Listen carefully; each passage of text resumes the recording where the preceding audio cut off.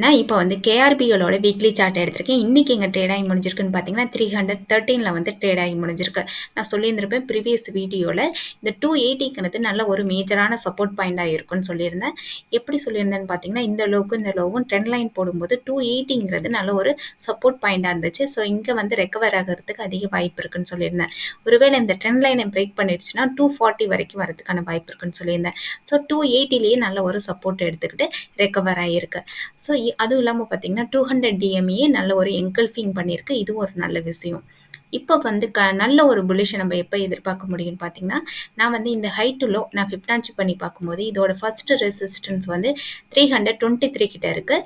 அதுவும் இல்லாமல் பார்த்தீங்கன்னா இந்த ஹைக்கும் இந்த ஹையும் நான் வந்து ட்ரெண்ட் லைன் போடும்போது இந்த ட்ரெண்ட் லைனையும் இது பிரேக் பண்ணணும். அதே நேரத்தில் 323க்கு மேலே வந்து சஸ்டெயின் ஆகணும். அப்படி ஆகும்போது நல்ல ஒரு கண்டினியூவான ஒரு புல்லிஷை நம்ம எதிர்பார்க்கலாம்.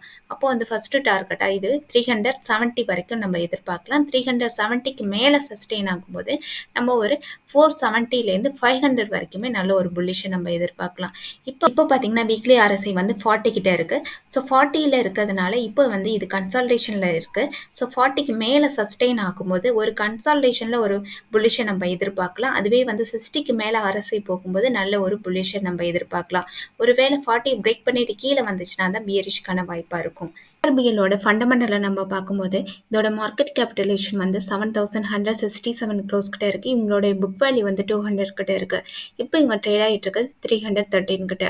இன்னுமே நல்ல ஒரு ரீசனபிள் ப்ரைஸில் தான் ட்ரேட் ஆகிட்டு இருக்கு. இவங்க எவ்வளோ டிவிடெண்ட் கொடுக்குறாங்கன்னு பார்த்தீங்கன்னா 0.32% கிட்ட டிவிடெண்ட் கொடுக்குறாங்க.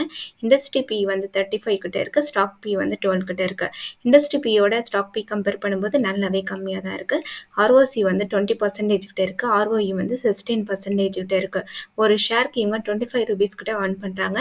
இவங்களோட ப்ரொமோட்டர் ஹோல்டிங் வந்து 60% கிட்ட ப்ரொமோட்டர் ஹோல்டிங் வச்சுருக்காங்க. FI வந்து 3.31% கிட்ட இருக்காங்க. லாஸ்ட் 3 இயர்ஸில் 0.26% கிட்ட FI வந்து ரெடியூஸ் பண்ணியிருக்காங்க அவங்களோட ஸ்டேக்கை. பிஜி ரேஷியோ வந்து 1க்கு கீழே இருந்தால் நல்ல ஒரு ஃபேரான ப்ரைஸில் ட்ரேட் ஆகிட்டு இருக்குன்னு அர்த்தம். இது 1.19 கிட்ட தான் இருக்குது. கரண்ட் ரேஷியோ வந்து 2க்கு மேலே இருக்கணும். இது 7.77% கிட்ட இருக்குது. லாஸ்ட் 3 இயர்ஸில் இவங்களோட சேல்ஸ் க்ரோத் வந்து 6% கிட்ட காமிச்சிருக்காங்க. ப்ராஃபிட் வந்து லாஸ்ட் 3 இயர்ஸில் இவங்க 7.91% கிட்ட ப்ராஃபிட் காமிச்சிருக்காங்க.